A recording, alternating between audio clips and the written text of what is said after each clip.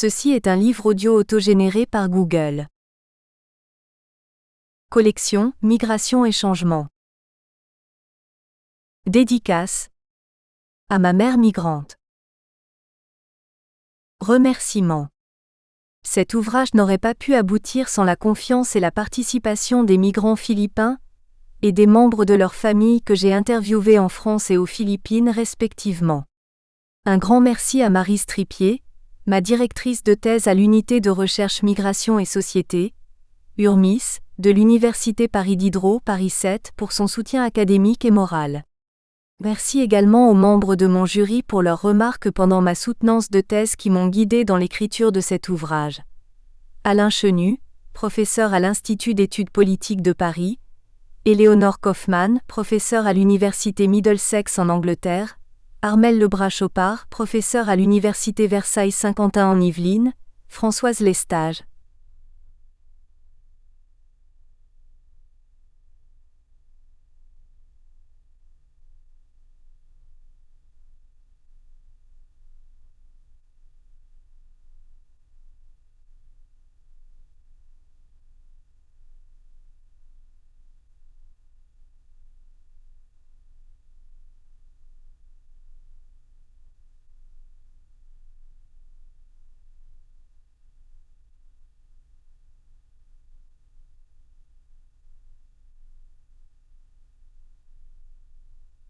Institut national des langues et civilisations orientales. Je remercie enfin mon mari et mes beaux-parents d'avoir relu et corrigé le manuscrit de cet ouvrage, et mes enfants pour l'inspiration qu'ils m'ont procurée. Préface. Le livre d'Asunción Freinosa Flo est tiré d'une enquête qu'elle a menée auprès de mères philippines, isolées, employées au service de particuliers en Île-de-France et de leurs familles au pays. Son objet porte sur la vie de ces familles transnationales. L'auteur du livre a conduit des entretiens prolongés avec autant qu'il a été possible, tous les membres d'une même famille, mère, père, enfant, des différentes mères rencontrées auparavant. Elle a conduit des observations dans l'église parisienne qu'elle fréquente, participé à des cours d'alphabétisation. Elle a pu ainsi toucher la dimension invisible de cette expérience, d'où le titre de l'ouvrage, qui nous annonce qu'on dépassera les clichés habituels sur ces femmes discrètes, courageuses, bonnes chrétiennes, soumises et plutôt bien vues dans la hiérarchie des flux migratoires, en particulier celle des nationalités dédiées au service à la personne. Il nous paraît d'un grand intérêt, pour les raisons suivantes. Il s'inscrit dans une série de travaux récents sur la féminisation des flux migratoires. On entend par là les trajectoires de femmes partant seules, le plus souvent pour assurer un soutien financier à leur famille. Les analyses d'Abdelmalek Sayad sur le premier âge de l'émigration algérienne viennent alors spontanément à l'esprit, mais il s'agissait d'hommes délégués par leur famille étendue, alors qu'il est désormais question de femmes et même de mères, ce qui change la problématique familiale et en premier lieu la gestion de l'absence. Il n'existe à ma connaissance que très peu de travaux français sur cette question, et aucun qui ait traité dans le même temps de la situation des mères émigrées et de celle de leurs maris, de leurs enfants et des mères de substitution qui s'occupent de leur foyer en leur absence. La quasi-totalité des références est en langue anglaise ou espagnole. Car outre les Philippines, ce mouvement concerne largement des femmes en provenance d'Amérique latine et d'Afrique. L'auteure est une chercheuse issue de la migration japonaise aux Philippines, qui a appris le français au cours de ses études, mais déjà multilingue. Elle a pu ainsi mobiliser une importante littérature internationale très peu connue en France. Comment gérer la maternité et préserver l'unité familiale, à distance? Distance géographique. Les Philippines sont loin de la France et les voyages coûteux. Distance temporelle qu'introduit la durée de l'émigration, durée qui s'étire de plus en plus. Le livre ne donne pas des résultats univoques. Il montre cependant l'existence d'une transaction familiale, où le bien-être matériel que permet d'atteindre l'envoi d'argent de la mère est supposé compenser les souffrances de son départ.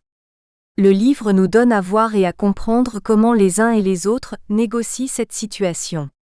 Les familles ne se ressemblent pas toutes de ce point de vue, mais malgré la variété des réponses, on peut en tirer quelques enseignements.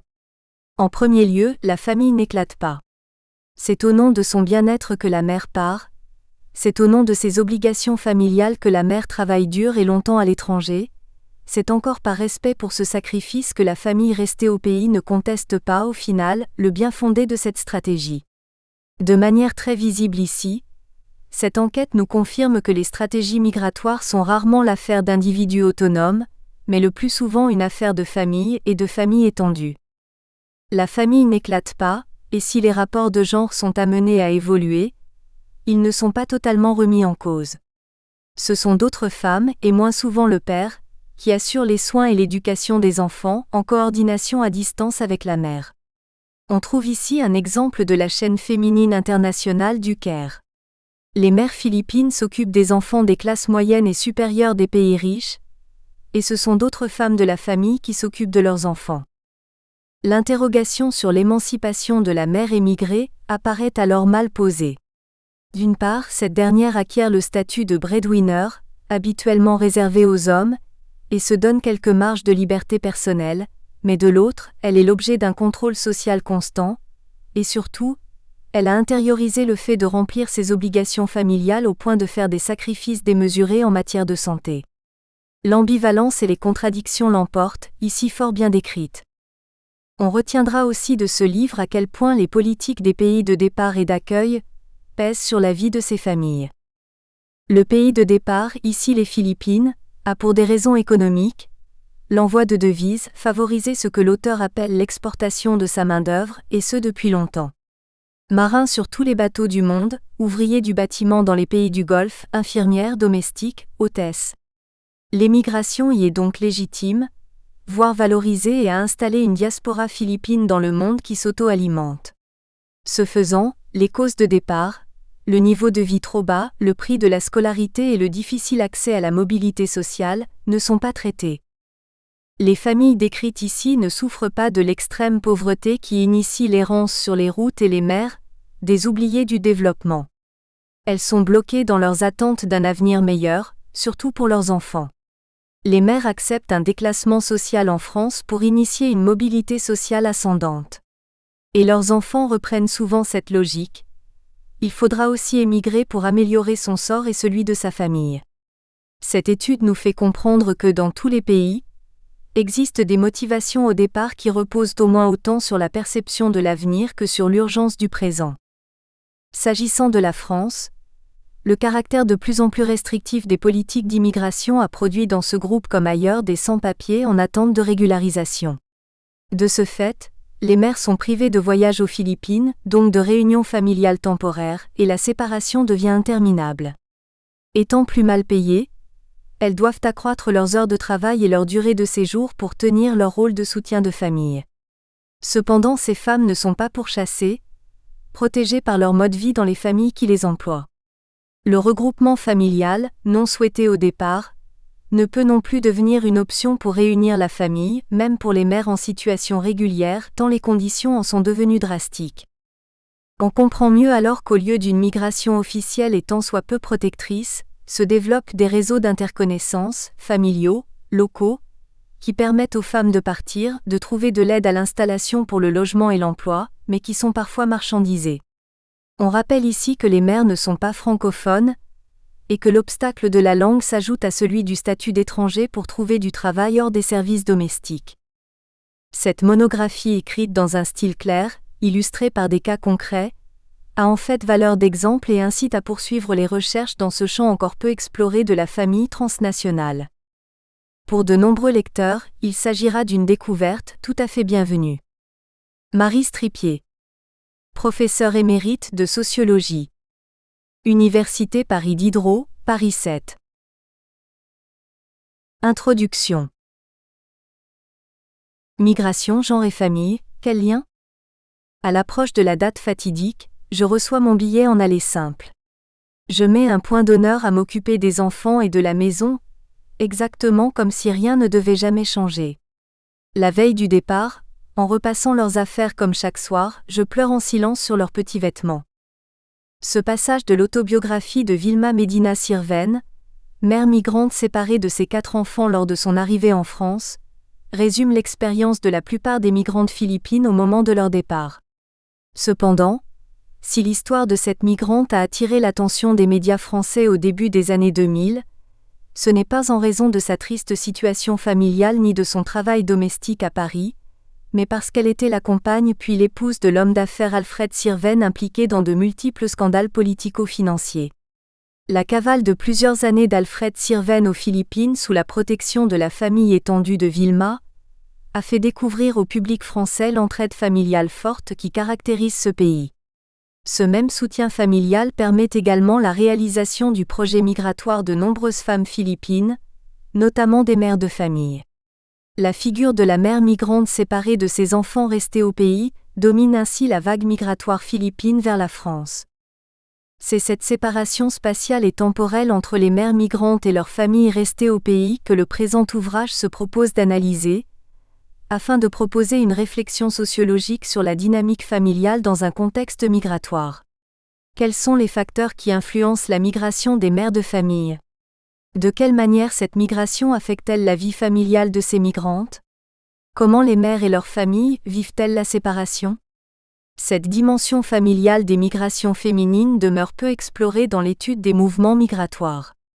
En France, par exemple, les travaux sociologiques sur l'immigration traitent de la situation des femmes migrantes au sein de ce qu'on appelle la famille immigrée, en s'intéressant notamment aux violences commises à leur encontre et aux pressions familiales liées à leur religion et à leur culture d'origine. Dans le champ d'intervention sociale, ces femmes immigrées sont l'objet de nombreuses actions spécifiques qui les rendent socialement survisibles. Tandis que dans le monde anglo-saxon se manifeste un intérêt scientifique croissant pour la situation familiale des femmes immigrées ayant laissé leur famille dans leur pays d'origine, cette thématique représente un terrain d'étude encore pratiquement vierge en France. De plus, les études anglo-saxonnes se concentrent sur la situation des mères migrantes et de leurs enfants restés au pays, laissant le plus souvent dans l'ombre les autres membres de la famille, et ne capturent donc que partiellement la dynamique des interactions familiales.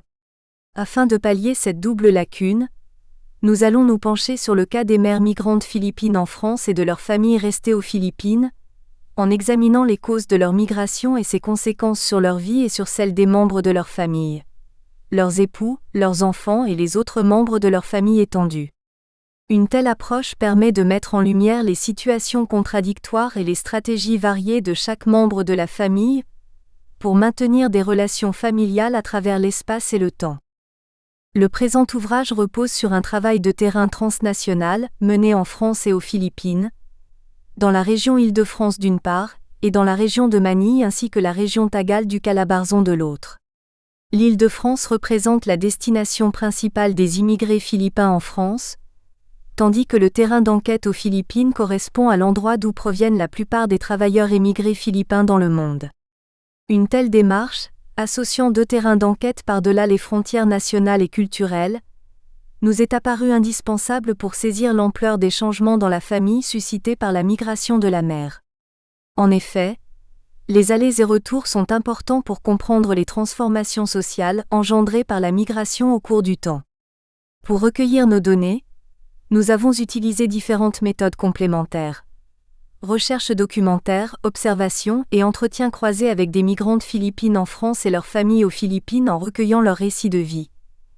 90 personnes au total, 50 migrants philippins en France, dont 35 mères migrantes et 40 membres de leur famille aux Philippines. Les noms et prénoms de ces personnes sont tous modifiés dans le présent ouvrage, afin de préserver leur anonymat. La migration des femmes seules. La mondialisation de l'économie et l'impossibilité de délocaliser les services à la personne contribuent à la croissance du phénomène migratoire des femmes seules.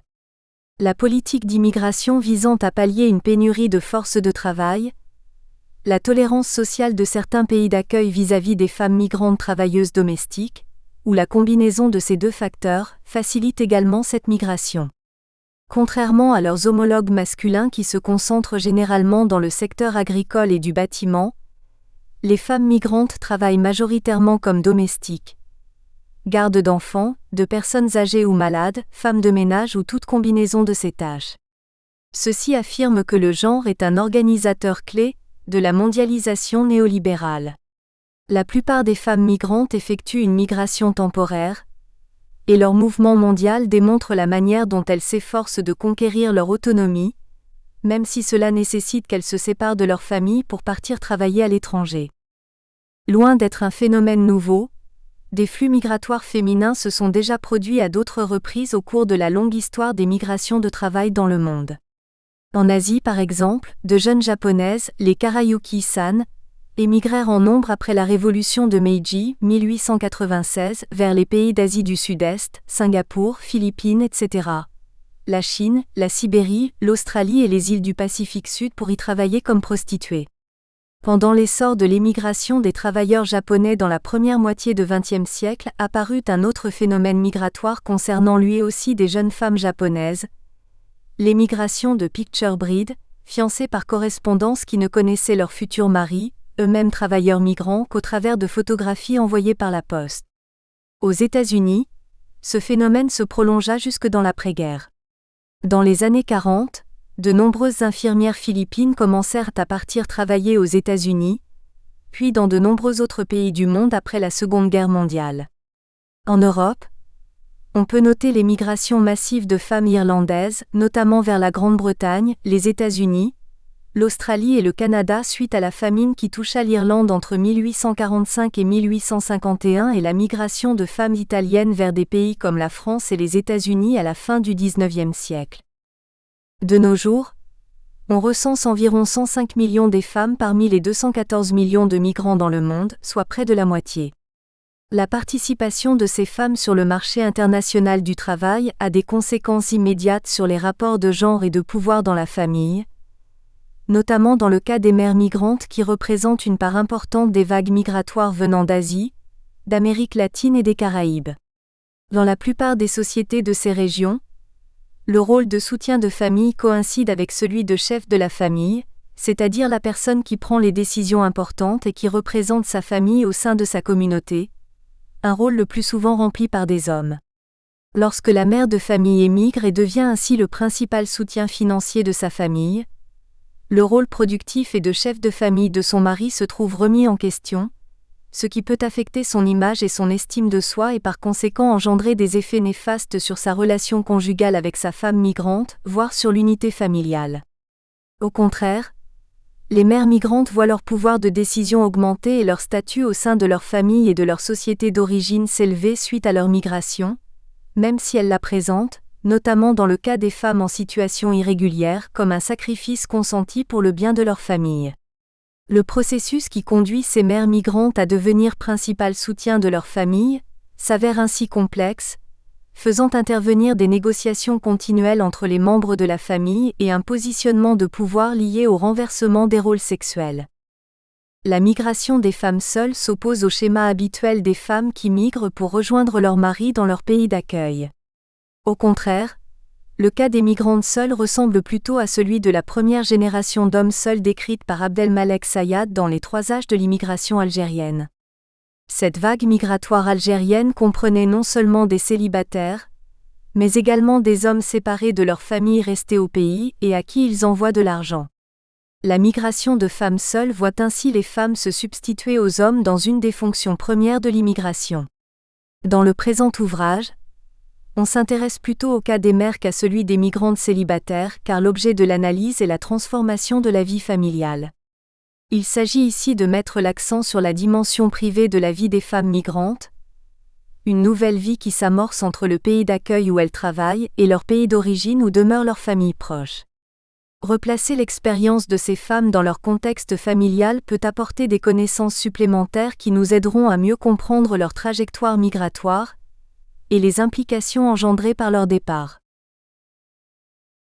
La transnationalisation de la vie familiale des migrants. La mondialisation des mouvements migratoires favorise l'apparition d'un modèle familial caractérisé par la dispersion géographique et temporelle des membres de la famille nucléaire et étendue. Ces individus parviennent à maintenir des relations complexes au travers des frontières nationales et culturelles. Il s'agit donc bien d'un transnationalisme, processus par lequel les immigrants forgent et maintiennent des relations sociales multiples qui relient leurs sociétés d'origine et d'établissement. Depuis peu, l'émergence de familles transnationales dont la mère travaille à l'étranger commence à éveiller une attention soutenue, notamment dans leur pays d'origine. En effet, se pose la question du mode de fonctionnement effectif de la famille, malgré l'absence physique de la mère. Pour remplir leur rôle de mère malgré la distance qui les sépare de leurs enfants, ces migrantes adoptent des stratégies variées regroupées par Pierrette Ondagneux-Sotelo et Ernestine Avila sous le vocable de maternité transnationale, Transnational Motherhood. Ces stratégies se trouvent facilitées par l'existence de nouvelles technologies de communication et de transport qui permettent de maintenir des interactions régulières entre les membres de la famille. Les déplacements d'un endroit à l'autre sont ainsi devenus beaucoup plus faciles qu'autrefois, ce que Frances Cairncross appelle la mort de la distance. Dans ce contexte, l'élément déterminant dans le développement des affinités entre personnes n'est pas la distance géographique, mais plutôt la proximité fonctionnelle, liée à l'existence de canaux de communication et de zones de circulation partagées qui offrent aux personnes la possibilité de contact passif, et aussi de contact actif. C'est cette proximité fonctionnelle qui permet par exemple aux mères migrantes polonaises travaillant comme domestiques en Belgique de rendre visite régulièrement à leur famille restée en Pologne, tandis que leurs enfants maintiennent un contact régulier avec elles en Belgique et s'y rendent fréquemment pour travailler ou étudier. La question des visas et permis de travail ne se pose pas dans le cas des migrantes polonaises, car leur pays d'origine et la Belgique sont tous deux membres de l'Union européenne. Ainsi, les migrantes polonaises et leurs familles partagent une zone de circulation, qui leur permet d'entretenir des relations familiales intimes sans contraintes spatiales ni structurelles. Cependant, malgré l'existence de nouveaux modes d'interaction, la distance physique entre le pays d'origine et d'accueil semble encore peser lourdement sur certains groupes de migrants dans la mesure où la distance détermine le coût du titre de transport. En ce qui concerne les migrantes qui travaillent comme domestiques, les exigences de leur travail augmentent encore la distance cognitive qui les sépare de leur famille et compliquent leur vie familiale. Ceci peut être constaté par exemple dans le cas des bonnes à tout faire en France au XIXe siècle. Bien que la question de la séparation familiale engendrée par leur migration semble avoir été peu analysée dans les études existantes, les descriptions de leur vie en domesticité, sans horaire de travail défini ni jour de repos, suggèrent que leur migration et leur travail domestique avaient des conséquences négatives sur leur vie familiale. En plus des contraintes liées au travail domestique, la politique migratoire, y compris les procédures de douane et d'entrée-sortie d'un pays vers l'autre, peuvent également compliquer le déplacement des mères migrantes. L'impact de ces contraintes spatiales et structurelles est particulièrement frappant pour les migrants en situation irrégulière. Par exemple, malgré la proximité de leur pays d'origine et de leur pays d'accueil, les migrants mexicains illégaux aux États-Unis restent plus longtemps sur le territoire états-unien et font preuve de moins de mobilité que leurs homologues mexicains en situation régulière, car pour parvenir à se déplacer d'un endroit à l'autre, les migrants sans papier doivent recourir à l'aide d'amis ou de compatriotes. Des ressources socio-économiques suffisantes et un statut juridique autorisant les allers-retours apparaissent nécessaires pour accéder à la mobilité géographique et pouvoir maintenir un contact physique régulier avec la famille restée au pays. Il est donc important de considérer le statut juridique des femmes migrantes lorsqu'on analyse la dynamique de leur vie familiale, un statut déterminé par la politique migratoire, citoyenneté, réunification familiale, permis de travail, etc., de leur pays d'accueil. On peut supposer que le statut juridique, en déterminant la mobilité spatiale des migrants, conditionne la manière dont les femmes migrantes et leurs familles restées au pays organisent leur vie individuelle et collective. Les migrations de travail depuis les Philippines. Depuis l'indépendance des Philippines en 1946, cette nation connaît une émigration massive de ses citoyens en direction du monde entier, avec pour conséquence une diaspora philippine comprenant plus de 8 millions de migrants d'âge, de professions et de statuts sociaux et maritaux variés. Ce pays est la source principale des marins sur le marché global et le premier exportateur au monde de professionnels de la santé, médecins, infirmières, sages-femmes, techniciens de laboratoire médical et des travailleurs domestiques. Environ la moitié de la population des migrants philippins dans le monde sont des femmes, pour la plupart travailleuses domestiques. Cette migration internationale des travailleurs philippins s'inscrit dans un flux global depuis les pays du Sud vers les pays industrialisés, en réponse à la demande croissante de ces derniers dans le secteur des services. Cependant, Ce phénomène est également le résultat des politiques migratoires et économiques des Philippines, de la précarité sociale dans ce pays et de la volonté des Philippins de subvenir aux besoins de leurs enfants, d'échapper à certains problèmes familiaux ou tout simplement de parcourir le monde. Encadré 1. L'exportation de la main-d'œuvre philippine. En 2010, le gouvernement philippin a déployé à l'étranger environ 1,5 million de travailleurs.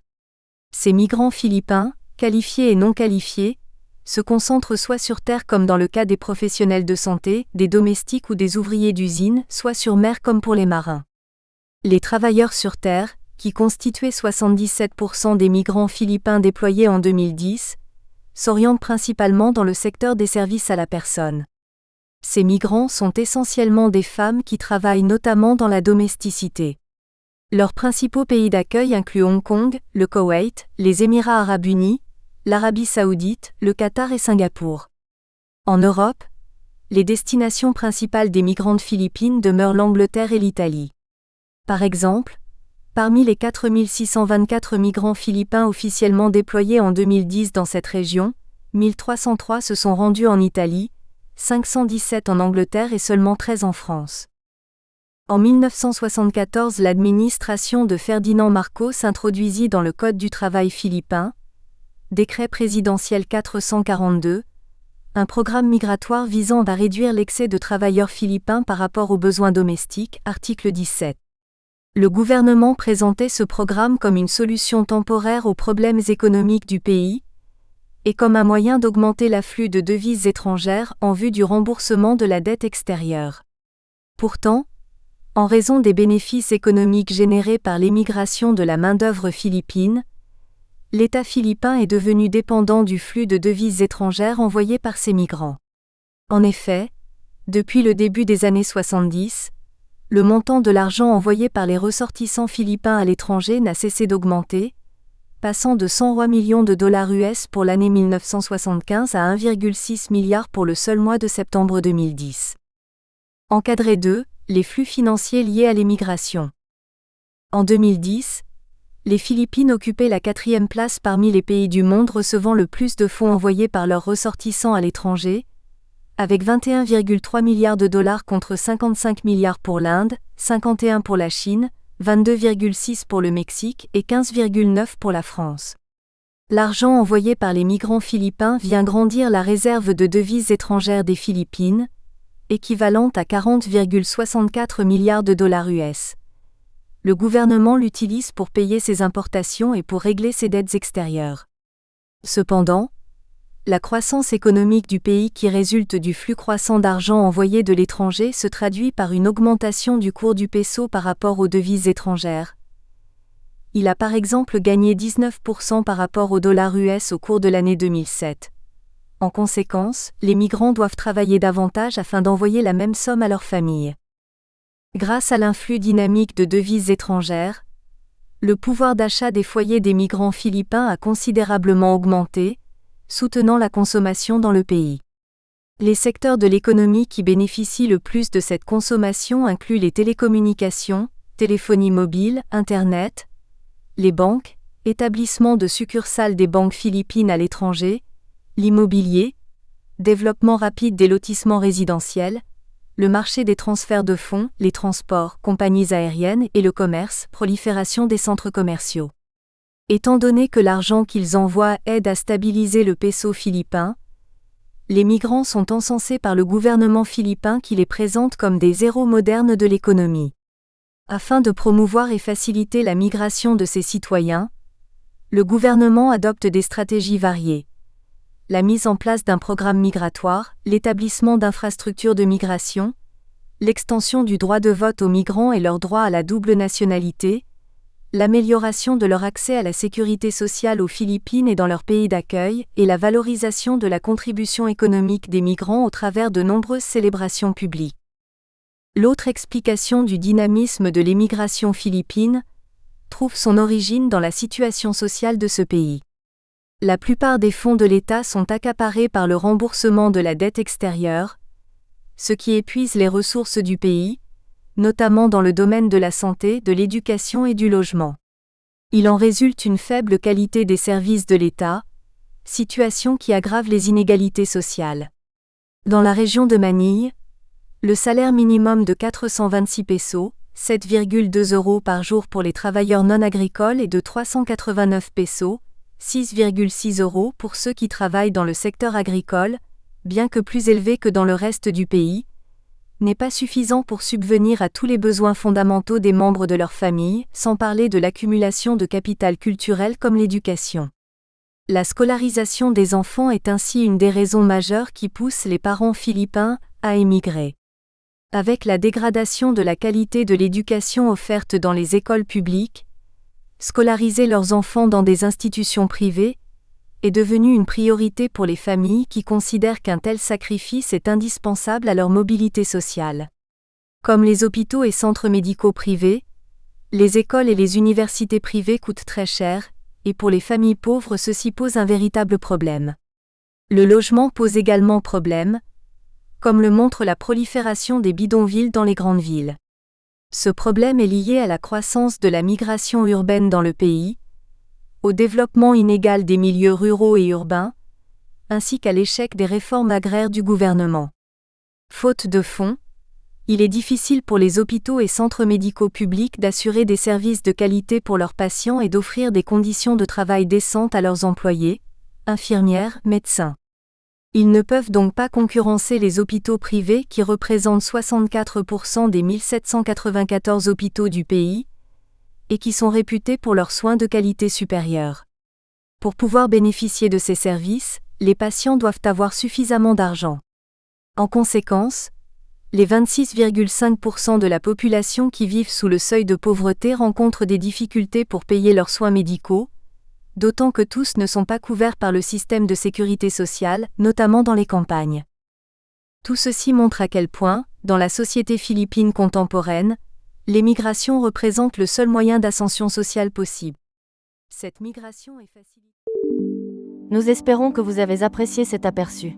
Pour continuer à écouter ce livre audio sur Google Play Livres, utilisez le lien dans la description de la vidéo.